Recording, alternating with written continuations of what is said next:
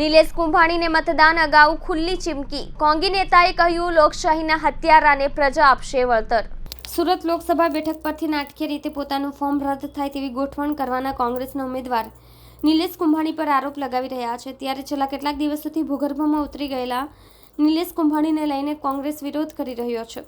ત્યારે આવતીકાલે નિલેશ કુંભાણી બારડોલી લોકસભા બેઠક માટે મતદાન આપવા જશે તેવી માહિતી કોંગ્રેસના નેતાઓને મળી છે. ત્યારે કોંગ્રેસના પ્રવક્તા કલ્પેશ બારોટે કહ્યું કે આવતીકાલે જો નિલેશ કુંભાણી મતદાન આપવા જશે તો તેને પ્રજા સારું એવું વળતર આપશે.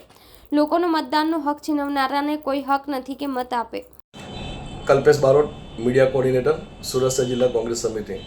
આવતીકાલે સુરત સહિત સમગ્ર ગુજરાતની લોકસભાની ચૂંટણી થનાર છે, ત્યારે યુવાનો મતદાન આપવા માટે ઠનગની રહ્યા છે.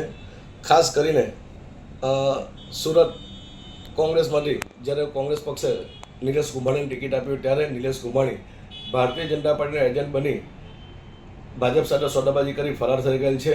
પરંતુ જ્યારે આવતીકાલે બારડોલી લોકસભા ખાતે તેઓનું મતદાન હોય, ત્યાં તેઓ મતદાન કરવા જવાના હોય એમને માહિતી મળેલ છે. ત્યારે ભાઈ નિલેશ કુંભાણી તારામાં જેટલી તાકાત હોય, જેટલું રક્ષણ લેવું એટલું લઈ લે.